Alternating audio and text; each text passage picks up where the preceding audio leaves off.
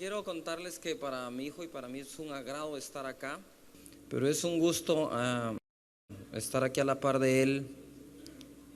Mi hijo Juan Diego me abraza muchas veces y me dice: papá, quiero ser como tú. Yo le digo: no, ya sos mejor de lo que yo he sido, la verdad. Y pues tratándose de pasar la antorcha, ¿verdad? Yo le decía a mi hijo: mira, el siguiente que tome la antorcha tiene que estar bien adiestrado, porque si no toma la antorcha por el fuego. Y en vez de tener una generación encendida, vamos a tener una generación toda quemada. Hay que adiestrarlos bien, ¿verdad? Quisiera que lo recibamos con cariño y con Muchas gracias. amor. Muchas gracias. De nada, mi amor. Muchas gracias. Es un honor, es un privilegio poder estar acá con ustedes. Como mi papá dijo, este es el Congreso pasando la antorcha, y pasando la antorcha es de los dos lados, ¿verdad? Está el que la pasa, que en este caso es mi papá, y estamos el que la recibe o los que la recibimos, que somos sus hijos. Entonces, hoy vamos a hablar de una forma dinámica unas experiencias que nosotros, los hijos de los ministros, pasamos por ser sus hijos, ¿sí? La primera etapa que quiero compartirles es que todos los hijos queremos ser como nuestros padres. Usted se ha dado cuenta que todo hijo aprende a base de imitación. Cuando uno está bien chiquitito, bien pequeño, uno imita todo lo que sus papás hacen. Si hablamos igual, imitamos, queremos ser como nuestros padres siempre, pero puede llegar algún momento en que eso se puede perder. Sí, puede ser que un día sus hijos digan: no, yo ya no quiero ser como mi papá.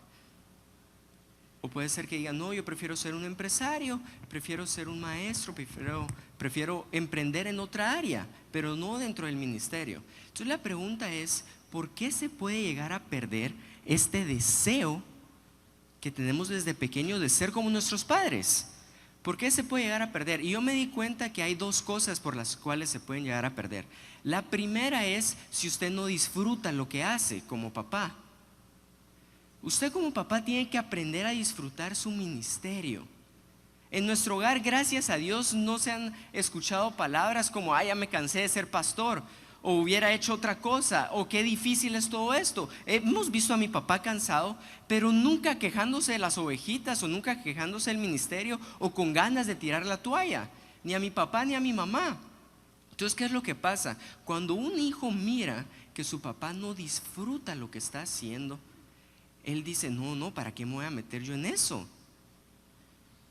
Prefiero salir a buscar otra área. Entonces, ¿qué le quiero decir yo hoy? Disfrute el pastorado, disfrute el llamado que Dios le ha dado. Es apasionante. Yo sé que su trabajo muchas veces es resolver problemas, y es difícil, es agotante, pero disfrútelo, porque al final creo que todos los que están acá les gusta lo que hacen.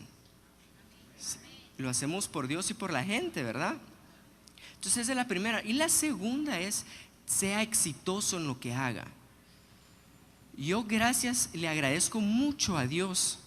Estoy totalmente agradecido con Él, porque yo ya estoy viviendo una época del evangelio que a mí me gusta llamarla como los nuevos reformadores. ¿Sí? Antes se asociaba que el evangelio iba ligado con la falta de éxito, o muchas veces uno tenía que ser pastor, no podía, o tenía que sacrificar muchas cosas. Tenía que sacrificar la familia, tenía que sacrificar incluso mucho del tema económico. ¿Sí? Ser humilde se relacionaba con sinónimo de ser pobre. Gracias a Dios yo no viví en esa época, pero muchos hijos de pastores se perdieron en esa época. En la época donde, si ser pastor es sinónimo de no tener éxito, yo mejor me alejo de eso. Entonces, sea exitoso en lo que haga, disfrute lo que hace, y ahí va a ver cómo sus hijos siempre van a querer ser como usted, como nuestros padres. ¿Sí? Esa es la primera etapa. La segunda etapa, y es la etapa más difícil para todos los hijos de pastores, es que nos dimos cuenta que somos distintos a todos. A todos somos distintos. Vamos al colegio y somos distintos a todos mis compañeros del colegio. Yo no estudié en un colegio cristiano. Sí, mis hermanos y yo estudiamos en un colegio que no era cristiano. Íbamos todos los días ahí, y mis compañeros hacían chistes que yo no podía repetir, hacían bromas que no podía repetir. Una vez fui a repetir un chiste a la casa Mis papás me regañaron, me dijeron, ¿dónde aprendiste eso? ¿Que no lo aprendiste acá? Y yo como buen hijo me zafé y le dije, lo aprendí de mi hermano Cachito, y le cayó a Cachito, me acuerdo todavía. Pero éramos distintos a todos en el colegio. No podíamos hacer cosas que hacen mis amigos del colegio. No podía salir a fiestas, la fiesta de graduación o la fiesta del cumpleaños de tal compañero. Yo no tenía permiso a ir a esos lugares. Pero no solo me di cuenta que era distinto en el colegio, me di cuenta que también era distinto en la iglesia. Porque dentro de la iglesia todos somos cristianos, pero solo habíamos 3 que eran hijos del pastor general, hijos del pastor Cash. Entonces también éramos distintos en la iglesia. Y esa es una etapa muy fuerte para los hijos de ministros, en todo sentido, porque somos distintos afuera e incluso somos distintos adentro. Y a uno hay veces que uno nos disfrutábamos ser hijos del pastor Cash porque nos invitaban a un heladito, ¿verdad? Usted es Juan Diego, usted es hijo del pastor Cash, y le agarraban los cachetes hacia uno, las mejillas, y lo invita a un heladito, ¿verdad? Y de ahí andábamos ya con todos, mira, yo soy hijo del pastor Cash, para ver si me invitaban a un heladito. Pero usted sabe cómo sus padres nos abren puertas a nosotros, nuestros padres nos abren puertas a nosotros, y es nuestro deber mantenerlas abiertas, no cerrarlas. Entonces nos dimos cuenta que éramos distintos a todos, pero me di cuenta que es bueno ser distinto. Es genial ser distinto. Usted va a ir a Londres, a España, y le pregunta a los hijos del rey o a los hijos de la reina si a ellos les cae mal o no les gusta ser distinto. Ellos van a decir que no, si son de la realeza. Entonces nosotros aprendimos que dentro de la iglesia nosotros somos los Luna. Sí, somos de la realeza, somos distintos a todos. Sobre todo por mi mamá vino a mejorar la raza. Eso. Entonces, es bueno ser distinto, pero me di cuenta que muchos cometen el error de pensar solo en lo que dejan y no en los beneficios que tienen. Y yo les preparé esta gráfica, miren. Ahí está, HDP significa hijo de pastor, ¿sí? Hijo de pastor. Miren, acá está bien.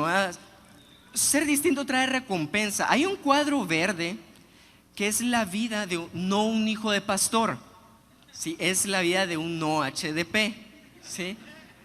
Es todo lo que mis compañeros hacen. Ellos van al colegio, estudian, pero ellos pueden salir a parrandear, cosa que nosotros no podíamos hacer. Podían decir malas palabras, contar chistes de doble sentido y todo, que a nosotros nos dijeron que eso nunca. Y está la vida de un HDP, un hijo de pastor, que es un cuadro anaranjado, ¿sí? Y está el cuadro en medio, que es lo común. Entonces, el primer cuadro, si ustedes se dan cuenta, eso verde es lo que uno tiene que aprender a sacrificar, lo que uno tiene que dejar de hacer, como las cosas que ya le mencioné anteriormente. Pero en lo que nos tenemos que enfocar es en ese pedacito verde que se extiende, ¿sí? La vida de alguien normal es así. La vida de un hijo de pastor, dejamos de hacer unas cosas, pero obtenemos otras a cambio. Por ejemplo, yo no podía salir a parrandear, pero podía viajar con mi papá a un país. Cuando él iba a predicar, yo viajaba con él a conocer el país, y buena onda. Cuando yo regresaba al colegio, era el único de mis compañeros que viajaba tanto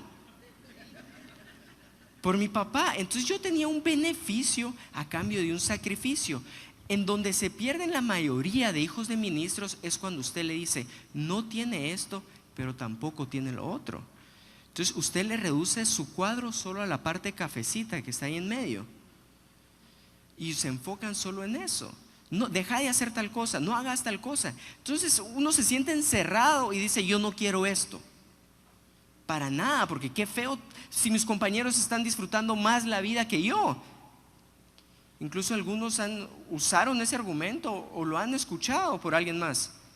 La están disfrutando más. ¿Por qué? Porque se les olvida que hay un beneficio. Y así es también nuestra vida como cristianos. La paga del pecado es muerte, mas la dádiva del Señor es vida eterna. Sacrificamos muchas cosas, pero tenemos la vida eterna. Los discípulos de Jesús le decían: nosotros que lo hemos dejado todo, ¿qué más tendremos? Jesús le respondió: ustedes que han dejado casas, hermanos, hermanas, padres, madres, esposos o esposa, espero que usted no deje a su esposa, ¿sí?, como excusa de ese versículo. Sería un versículo. Si tienen pleitos, no, eso no.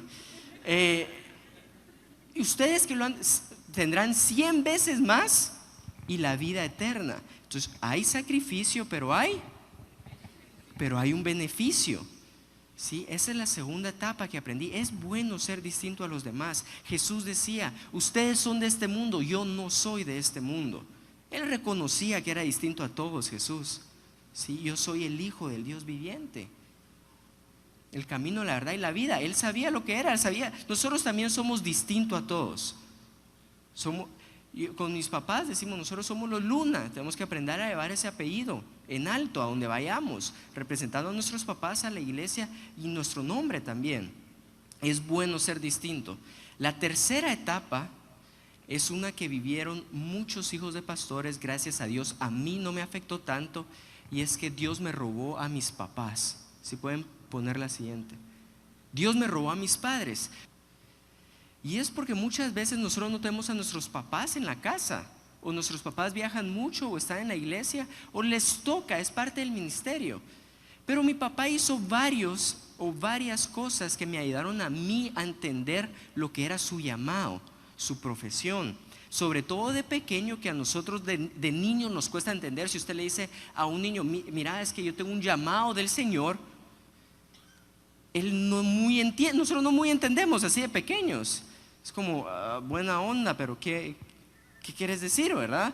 Entonces él usó varios ejemplos que yo les voy a compartir hoy, que nos ayudaron. Fue cuando, yo no sé si usted se ha dado cuenta que cuando los pastores salen de un servicio, se tardan una eternidad de llegar del púlpito a la salida. Es eterno ese camino, porque hay una ovejita, hay otra ovejita, hay otra ovejita que tiene un problema, el otro tiene otro, y todos le cuentan de todo al papá de uno. Pues nosotros, como buenos hijos, nos poníamos atrás de las ovejitas a hacerle trompas a mi papá, ¿sí? A hacerle caras, a ver el reloj que ni teníamos, mirábamos la piel y machucábamos el pie, como apúrate, papá. Y mi papá, hay veces que haciendo unos ojos como: ya te dije, ¿verdad? De esas miradas especiales de mi papá, que uno se siente amado. Y nos hacía ojos, ¿verdad? Y nosotros como que: papá, apúrate. Queríamos ir a almorzar o queríamos ir a jugar con él el domingo. Y los pastores se tardan una eternidad en salir. Entonces vino mi papá, me separó y me dijo: Juan Diego, quiero que sepas que gracias a que nosotros servimos a las ovejas, tenemos un salario. Y gracias a ese salario yo te pude comprar los tenis, los zapatos Jordan que te acabo de comprar. Sí, gracias a ese salario yo te pude comprar el carrito a control remoto que me estabas pidiendo. ¿Sabe qué dije yo en ese momento? Buena onda, papá, seguí trabajando. Seguí. Mira, acá hay otro. Yo hacía la cola, a ver, cola.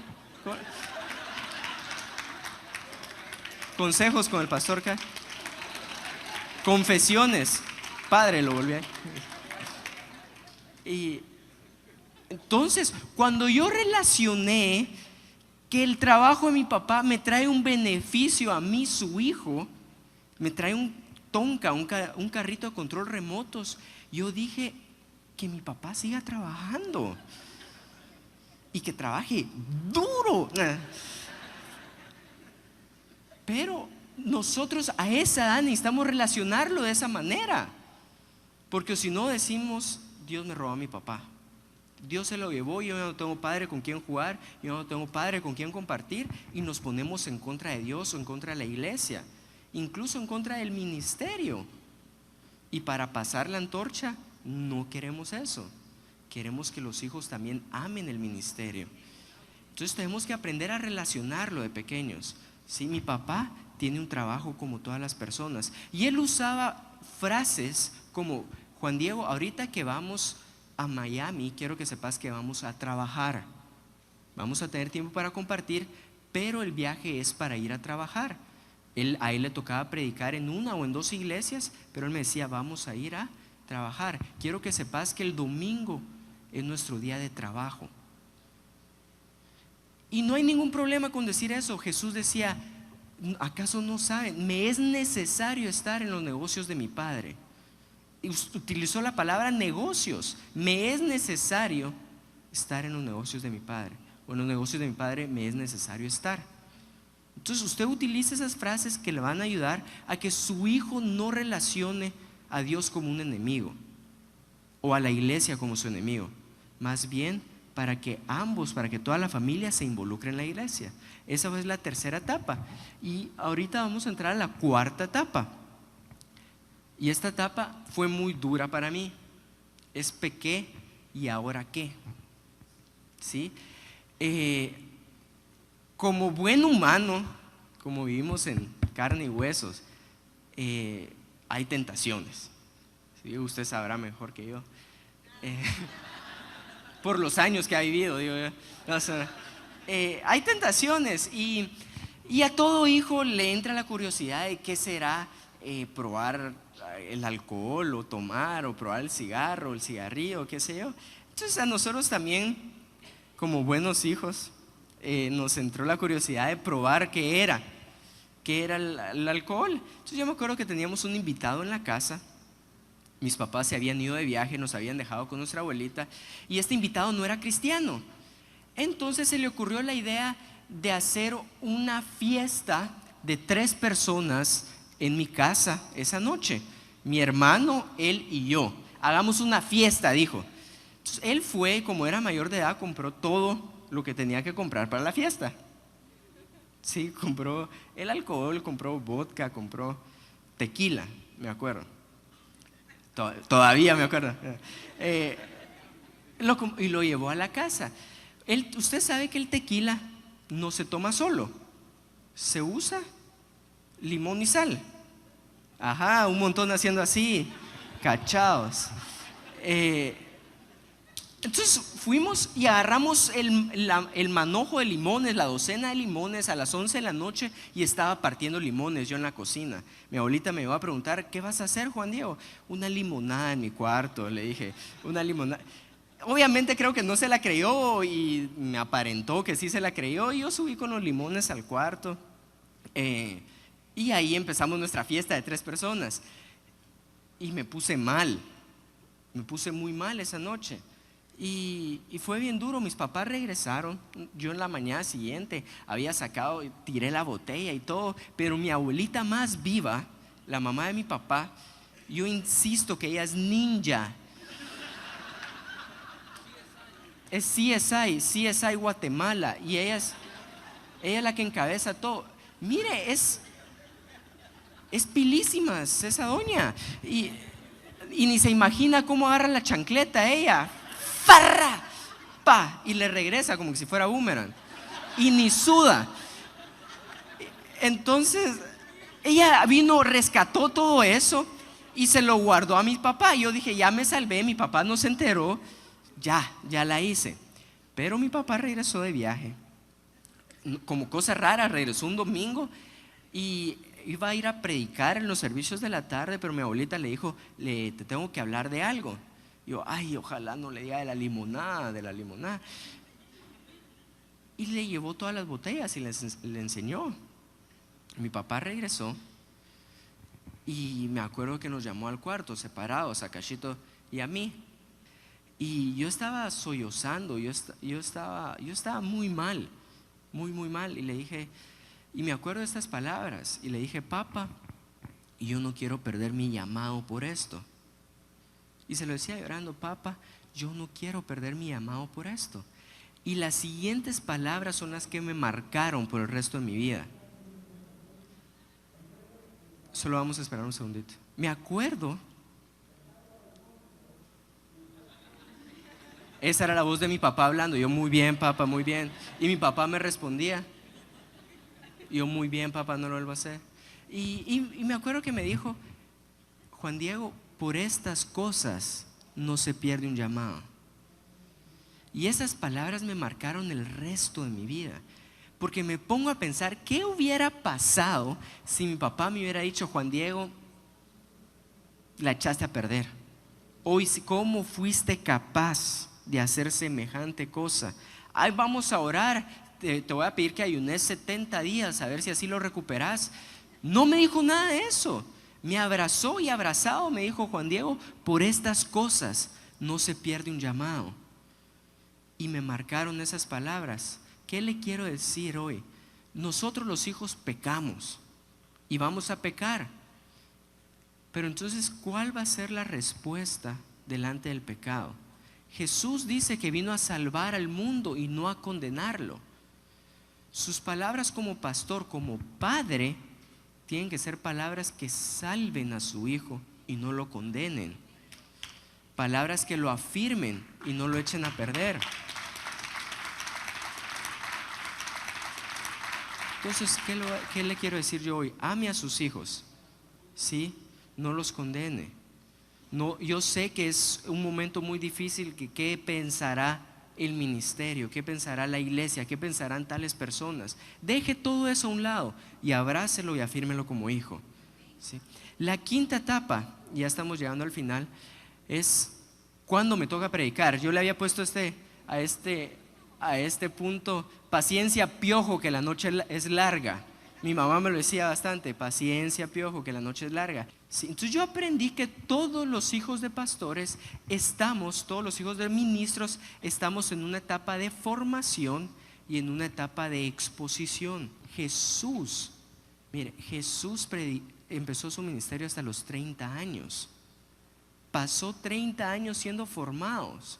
Y muchas veces nosotros, o ustedes con sus hijos, nosotros como hijos, queremos ya ser expuestos a los 20 y pico. Ni Jesús fue expuesto a los 20 y pico. Jesús fue hasta los 30 años, para 3 años de ministerio. Hubo una etapa de formación y una etapa de exposición.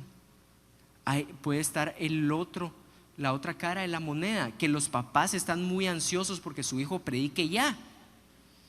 Y a mí me ha tocado ministrar compañeros, hijos de pastores de 14 años que me dicen: mira, mi papá ya me está dando una prédica el domingo en la iglesia, no aguanto tanta presión. Y le hemos tenido que hablar. Hay veces que los papás están muy emocionados con que los hijos ya salgan a predicar y todavía no están formados. Usted tiene que conocer como entrenador de su hijo en qué etapa se encuentra, si está en la etapa de formación o está en la etapa de exposición. Yo le dije: papá, yo quiero trabajar en la iglesia. ¿Sabe qué me contestó mi papá? Anda a estudiar a la universidad primero. Anda a estudiar a la universidad primero. Entonces me preguntan: Juan Diego, ¿y usted qué hace en el ministerio? No, yo ahorita estoy estudiando en la universidad. Porque mi papá aprendió a reconocer que estamos en una etapa de formación y todavía no en una etapa de exposición. Y la etapa con los tres ha sido distinta. Sí, con mi hermana ha sido distinta, con mi hermano ha sido distinto y conmigo ha sido distinto. No es que yo le diga: bueno, a tal edad ya todos pueden salir. Usted como buen padre va a reconocer cuando su hijo puede y cuando su hijo todavía no está listo. Sí, pero hay una etapa de formación y una etapa de exposición. Si no adelante la etapa de exposición, como tampoco la atrase tanto. Hay pastores que no quieren soltar la antorcha. Ya son unas pasitas y ya las tenían que haber soltado. ¿Sí? Tampoco la atrase tanto. ¿Sí? Pásela cuando tiene que pasarla. Usted va a saber. Y la última etapa, que para mí es la más importante de todos los hijos de los ministros, es el encuentro que nosotros tenemos con Dios. Un encuentro con Dios hizo que un Saulo se convirtiera en un Pablo. Dios le va a dar el llamado a su hijo. Dios le va a dar el ministerio a su hijo. Pero espérese a que ese encuentro suceda entre papá Dios y nosotros, sus hijos. Todos tenemos un encuentro. Entonces tal vez usted está preocupado porque su hijo ya está muy grande. Yo le digo: no se preocupe, Jesús a los 30 salió. O ya está mucho más que grande. No se preocupe, que con un encuentro, un Saulo, que todos acá conocemos la vida de Saulo, se convirtió en un Pablo. pero usted déjelo en las manos de Dios y usted sea el entrenador de sus hijos. Hijos, déjense entrenar por su papá. No hay persona más sabia que su papá con respecto a la vida de cada uno de nosotros, con qué necesitamos, en qué momento, en qué timing, ¿sí? Entonces el encuentro personal, yo me acuerdo que tenía 15 años, estaba en Dallas, nos habían separado 15 días, a los 3 nos habíamos ido a vivir a la casa de un amigo de mi papá. Y yo me recuerdo que entré a una iglesia que ni conocía, ni me acuerdo cuál era el nombre de la iglesia. Estaban cantando en inglés, no me sabía ninguna de las canciones en inglés. Y yo me acuerdo que ahí me tiré al piso, me tiré a la alfombra. Como no me conocía a nadie, no me importaba nada, me tiré a la alfombra a adorar a Dios. Me acuerdo que ahí la presencia descendió, se me reventaron los vasitos de la cara, tenía puntitos rojos, porque fue tan rica la presencia de Dios. Y ese fue un encuentro que marcó mi vida. Me acuerdo que estaba con mis hermanos ahí, compartimos con mis hermanos, oramos juntos, y ese fue mi encuentro personal con Dios, donde Él marcó la vida. Él me dijo qué quería para conmigo y nos dejamos enamorar los dos, ¿sí? Y desde ahí en adelante mi papá sabe en qué etapa estamos nosotros. Mi papá hasta el momento no le gusta exponernos tanto todavía. Estamos siendo formados. De vez en cuando nos da un tirito, pero porque sabe lo que nosotros necesitamos. Sí, yo sé que usted sabe lo que necesitan sus hijos. Y estas son las 6 etapas que le vine a compartir hoy. Espero que haya aprendido, haya anotado todo lo que pueda y disfrute a los hijos que tiene. Y páseles las antorchas cuando ellos estén listos. Es que no importa en qué posición tú naciste, lo importante es que tú sepas que fuiste llamado para la posición. Todos tenemos una responsabilidad y debemos estar aprendiendo de alguien y también enseñando lo que ya sabemos. Asegurémonos que pasemos la visión no nuestra, sino la visión de Dios. Entrégueles una antorcha encendida. ¿Cuándo me toca a mí hacerme a un lado y pasarle la antorcha a otro? No es casualidad que pasando la antorcha dice, viene la antorcha de esos padres de la fe, de esos hombres.